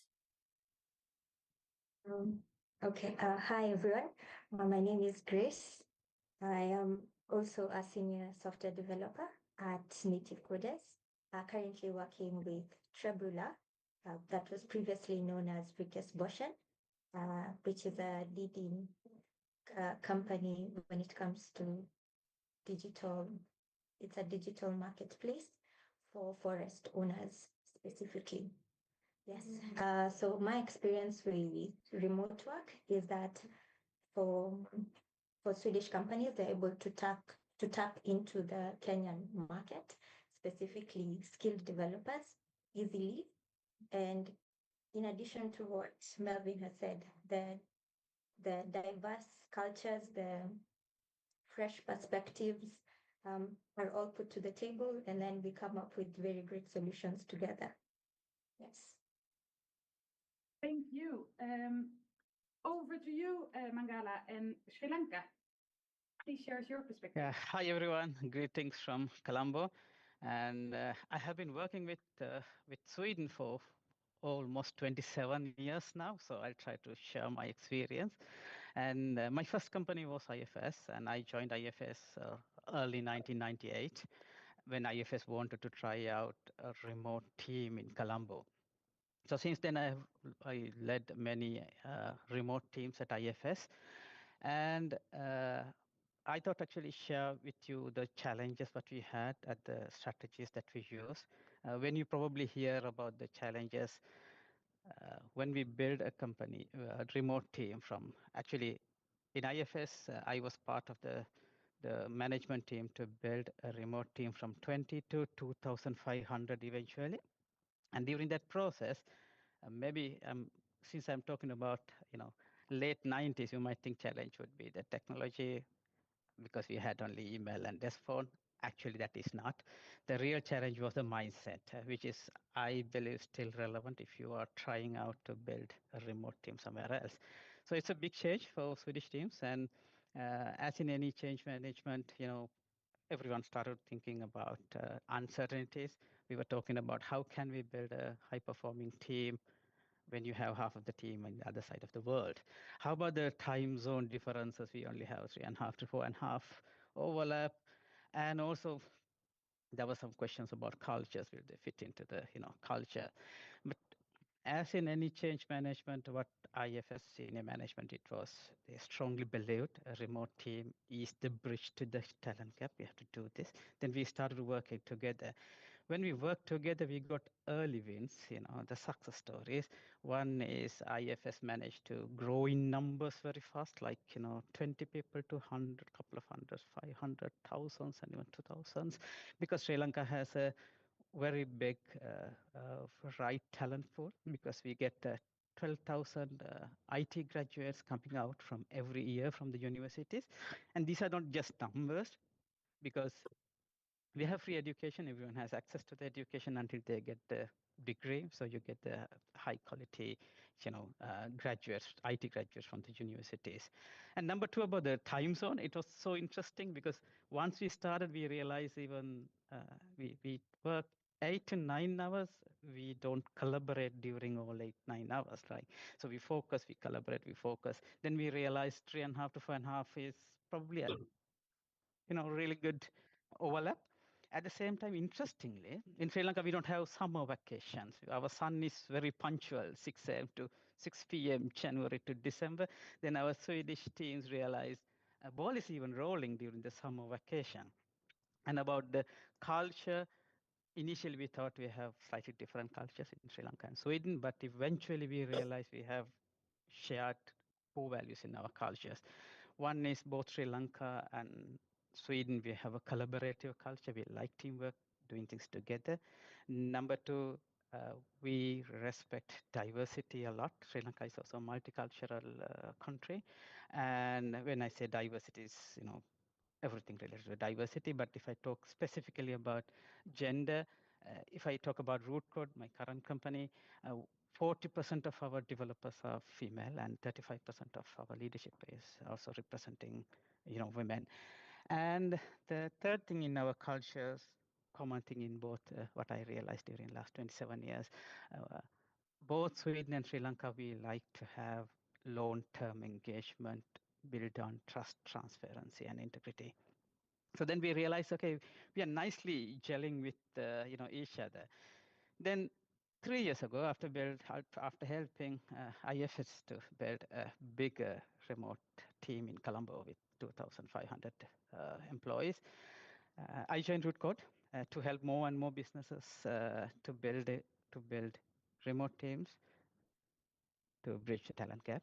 And we have customers around the world, Sweden, Netherlands, North America, Canada, and Estonia. So when we worked with them, we give 3 value propositions for them. One is you get well diversified ready-made teams. When I say well diversified, I mean technical skills to experiences to developers to UX designers to BS to QS, all this. At the same time, since we have reached to a really good talent pool, you can scale up as you want. Number 3 is what I learned while working in remote teams, working together with the distributed teams. The main mindset is we need to get away from we and them feeling. It has to be us. We need to be integral part of our customers. So I can show you something around. This is our office, and you can see our conference rooms. We have even named our conference rooms as San Francisco, Tallinn, Amsterdam, Stockholm. And sometimes we say, like, let's go to Stockholm to have a meeting for us to feel like, we are actually part of you. And also I can show you around. Unfortunately, it is dark. You can see I mean, if you have right lighting, I can show you beautiful blue Indian Ocean around us. And some of our customers, they worked with us not only to bridge the talent gap, but also to retain their talents by sending them to Sri Lanka, because Sri Lanka is one of the best tourist destinations, so that they can get rich Sri Lankan experience at the same time working with the Sri Lankan team to retain their talent. So that is how we work with our customers, and we sometimes encourage them by sending flight tickets, accommodation, and because that is benefiting all of us. So my perspective for last 27 years, remote team is the best solution to bridging this talent gap. Yeah. Thank you for showing us around and also your perspective. We will go over to Croatia, and Daniela, can you tell us a bit more about your organization and your experience? Hello. They're waving. Hi. My name is Daniela Metzner, and I'm the CEO of Scientific company. We were funded 2 years ago by our Swedish client, who actually had the need for some people. And Swedish-Croatian bond is not actually a new thing here. A lot of Swedish companies already collaborate on Croatian market in various industries. I would say last 20 years at least. So this is not a new thing. I think we share a lot of similarities. Colleagues before me were talking about how differences impact remote working, but actually we had a lot of similarities with Swedish companies and Swedish societies. And we really thought in the beginning that our collaboration will go smoothly as a bullet, but we actually also encountered some difficulties. The information flow between a client and us was a bit slow, and we were trying to find a solution to that. And we were actually wondering, why is it that? Because we are quite similar societies. We are really passionate about work ethics. I would even say that we share it. We share the same time zone. There are no really differences there. So then we found a little book that says Social Guidebook to Sweden. It is a book in pictures, and that book actually brought us one little insight. So we did not want that our partner, which is a Swedish company, thinks of us as some a foreign subcontractor that is providing him IT services, consultancy services.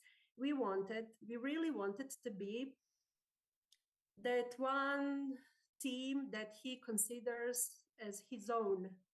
So we actually got the explanation in this little book, which says that Swedish people do everything in their little micro circle. So in order to be a part of the Swedish company, or at least that they consider us a team of their own, we had to become a part of their circle. So we started to bond with them in a way that goes a little bit above average professional relationship. We went to Sweden. The team went to Sweden and spent 2 weeks there. Swedish guys came to Croatia and spent some time here. So we started connecting on a bit more friendly basis. And that actually got our way into the Swedish company. And now we have a really nice relationship. We are considered as one of their own. There is no problem in information flow, and our collaboration is only getting better and better. So for all the companies that are outside, that are on different continents with different time zone, I definitely suggest this little book. It's very simple, it's in pictures, and it's really explaining a lot. I can show you our little office. It is little for now, but I'm really hoping that it will get bigger. We have a really nice apartment in the center of Zagreb. We like to feel like at home here, and I think so far we have succeeded. So, not sure if you can see it. This is our little kitchen. And now I'm gonna take you to see the teams, and they're gonna do a little wave. Yeah. Team wave.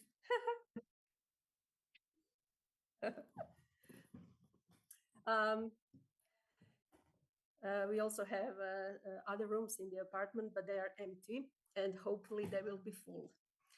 Maybe some with some other occasion, and we're gonna see a lot of other teams waving from other rooms. Thank you, Daniele. And I got really curious on the book. I think we need to figure out where we get it. Yes, well, if there is Jürgen Alberg amongst you, I think he can tell you about the book. I will ask him afterwards. Great, thank you. Now we'll go over to Thailand and Fredrik. Hi. Yes, hi. Hi. Share some of your insights. Yeah, so my name is Fredrik, and I'm in Thailand. So I'm the managing director of high quality software. And I think our company is a bit different from other companies here because we are kind of focusing on the startup businesses, and we are usually working with smaller companies, so we don't have any bigger contracts with kind of big companies and having that type of relationships. So yeah, something that I would like to bring to the table is the fact that we have been like my and other companies around here, and also my company where I used to work, we have a lot of experience working with remote teams and distributed teams. Because if we go back like 20 years, I mean, all our meetings were Skype or Teams, and we kind of have got some expertise in how you manage teams and distributed teams, and how you manage communication over distance and handling things like time zones and things. So I think it's just a pure experience of working with a company that has been kind of working with outsourcing for a long time. So things got a little bit different after COVID because everyone started using Teams and Skype, but it's something that we have been using for a long time. And I think just expertise in that is valuable. Other than that, I think that what we are doing is we are focusing on our projects are either like something that comes in from investors or someone who has failed a project somewhere else, or it could be someone who has an idea of building an app or building a system, and some of these companies have been with us for a long time. So we started writing the first line of code. That is usually what we always are doing. So we are actually creating the product for the client, and then if everything goes well, then we maintain it and kind of grow with the company that we are working with. Other than that, we also have like pure code review kind of projects where investors are acquiring some company and they want us to code review it. So challenges, I mean, we are working with companies all over the world. The States is hard to work with due to the time zone, but other than that, it's Australia, it's UK, it's Denmark, it's Sweden, it's China, and I think it works quite well. And one reason is, for example, in Denmark, we are working with an IoT company, and they have a system that is up and running 24/7. And so when they are sleeping, we can still keep an eye on the system for them, for example. I'm actually not at the office today, so I'm in the south of Thailand for a few days. Otherwise, I could show you the office as well. But yeah, what else? So yeah, culture is interesting. So sometimes Language barrier can go two ways, because me and my team are used to speak English every day with all our clients, but some of our clients, like if we have a new relationship with a Swedish company, then English can actually be a problem sometimes. So what else? Yeah, I'm not sure. Any questions? Very much from your side of the world as well. Yeah. I think a lot of the things you highlighted, all of you highlighted, we've been talking about before as well in the panels, like the need to have the partnership and to be part of the team at the company. And I think it would be interesting if you can walk us through a day. How is it to work together with the Swedish teams? Alagan told us about the need for a daily stand up together to like check in. If we start in Nairobi, how is a typical day looking for you?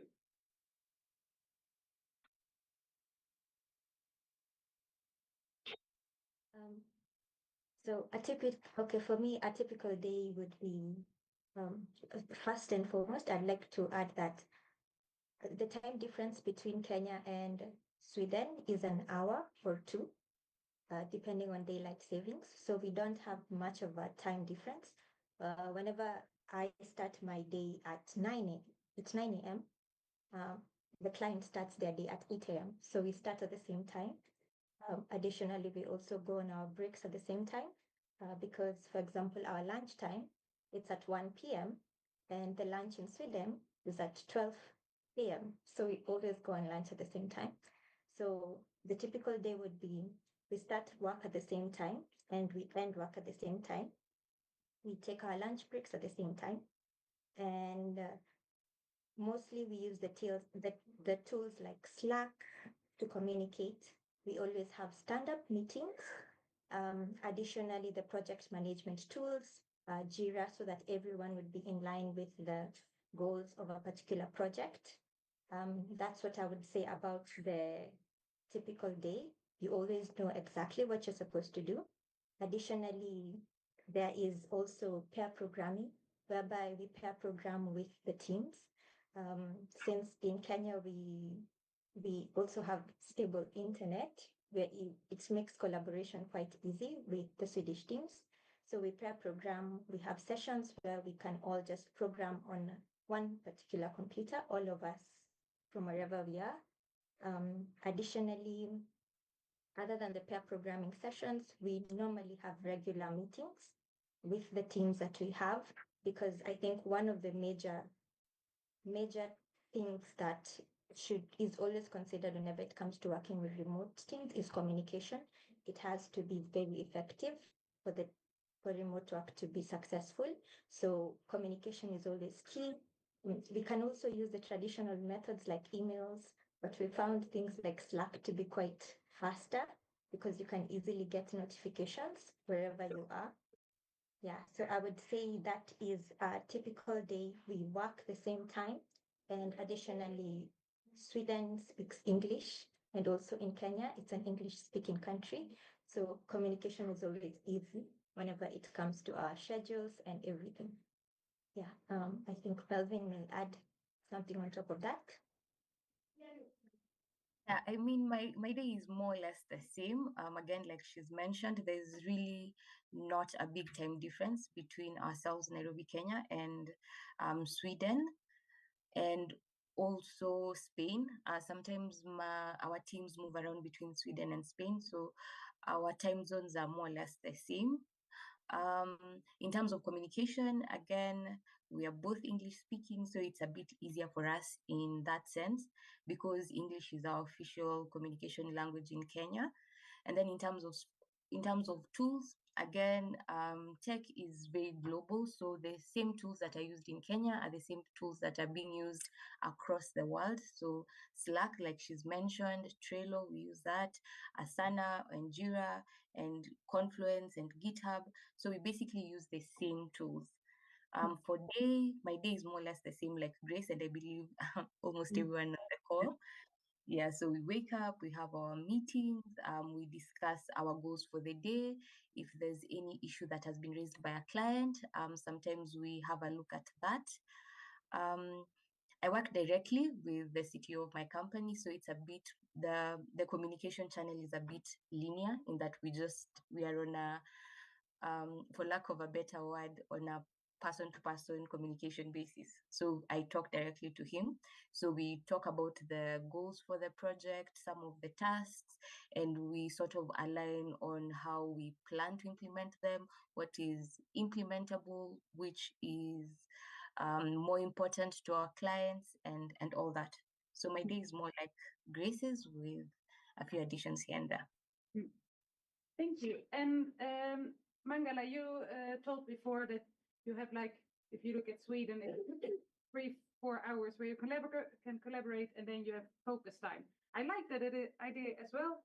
Can you tell me a bit more about a typical day for the teams at Rootcode? Yes, if you take the teams working with Sweden, the typical day is, of course, like we start early, and then daily stand-ups. Basically, we are having around 11:30, 12:30. That was a period depending on the daylight saving, and also all these agile ceremony meetings. Like we basically plan during the overlap period. Communication is tightly around you jump on a call and you use Slack and also Google Chat, and those are the main communication channels. And yeah, so the typical day in a team working with Sweden is like that. And sometimes when there is something to work together, in Sri Lanka, our work ethics are really high, and sometimes we work late, and so in those kind of days, like they can start late and finish the day late, and based on the requirements. Yeah, so as I said, the communication wasn't a barrier at all, and even in Sri Lanka, so English is the official language in most of the private companies, and all our education system when it comes to universities basically use English. And yeah, so typical day is like we collaborate more between during the overlap times, but at the same time we get things done. When we have focus time. Thank you. And Daniela, for you, of course, it's the same time zone.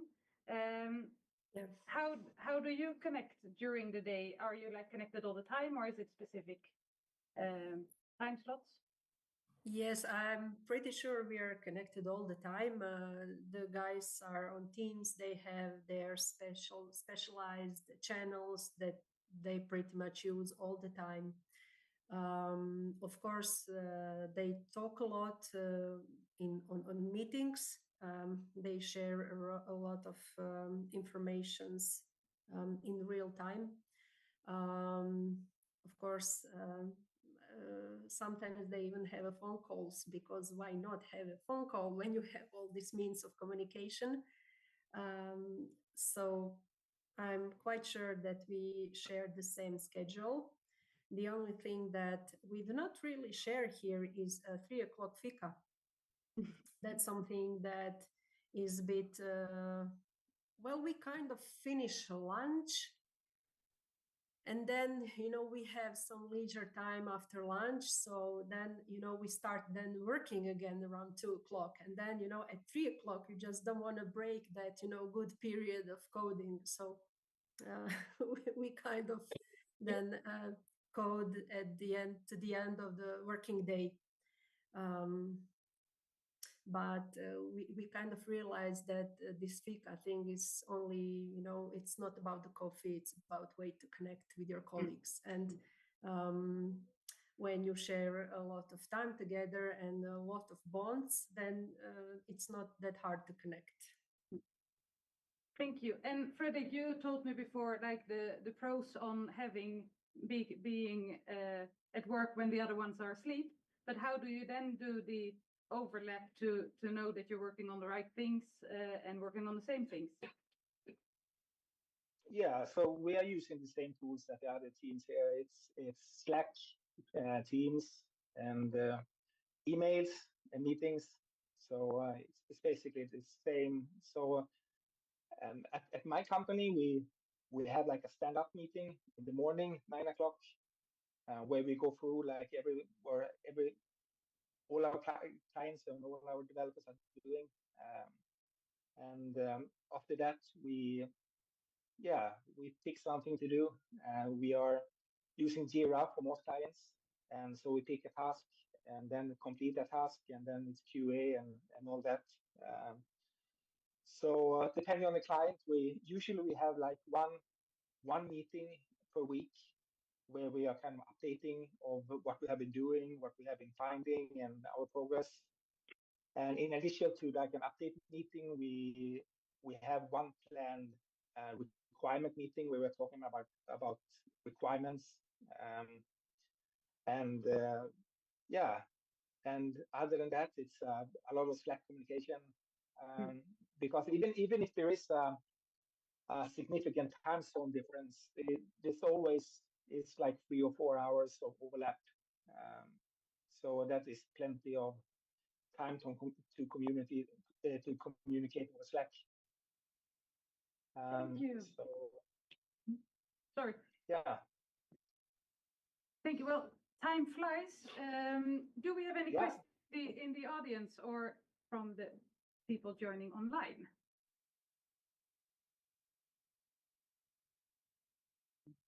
No questions?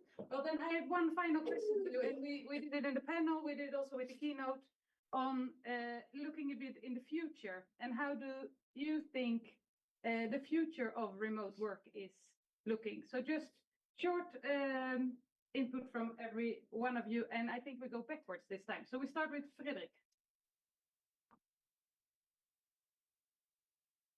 Start with me, right? Yes. Here. Yes. Yeah. So I think the future is. I mean, it's. I think it's bright. We see a lot of interest for companies to put out development on our company, and I have contact with a lot of other companies in Thailand as well, and they feel the same. So AI will definitely change some of these things, because AI makes areas like communication very important, and how you requirements. So maybe the less qualified work will be less, but more qualified work will be more. But that's probably not a remote thing. That could be something that all companies have to be considering. So yeah, I think it's going to be a bright future for remote work. Thank you. Daniela, how do you think the future is looking? Well, I'm really hoping that it will be bright and colorful and painted with a lot of themes that will find their Swedish customers. At least that's what we aim for. We are a young startup, and we will definitely work on that. As for future of remote working in general, I don't think it really has limits. I think it became, if not equally important, but then really close to a classic way of work. Especially in IT industry, I think it is actually the only way possible to work these days. Thank you. And how about root code? And you have, of course, a long experience of this as well. How do you think this will evolve? Yes, I think the remote teams in general, and looking for remote teams to bridge the talent gap. After COVID, I think the things have changed a lot. Even if you take companies and people are choose to work from home as well. Like if you have teams working from home, why don't you look for teams working around the world, right? So I think in the competition, when it comes businesses, for them to compete in whatever the business they do, I think organizations should the leverage the benefit of having remote teams and looking for destinations where they can easily find right talents in right numbers. And as I said, after COVID, mindsets have changed a lot, and technology has evolved. Technology will evolve further as well. So for me, I feel like more and more companies will try to leverage the benefit of becoming global when it comes to having talents working for them around the world. Yeah. Thank you. And I think you're an interesting perspective there as well, what you mentioned, right? Talents and what we talked about earlier as well, the demographic challenges we have in Sweden and Europe at the moment. And I think it was very interesting when visiting Nairobi and native coders as well to have that perspective. So Melvin and Grace, how are you? What are your points of the future or the view? Yeah, I think the future looks promising. That is for both companies, markets, because they will have different perspectives for the solutions that they have access to, and also for developers, that is around the world, as they will have access to interesting challenges and offer insight and perspective to solutions around the world. So yeah, very promising. Grace? Yes, I think as for me, when I think about the future of remote work, is that okay, I'm hopeful that in the future there could be more technology advancements whenever it comes to remote work. Like in addition to also something that Frederick said, AI tools may also help whenever it comes to remote work.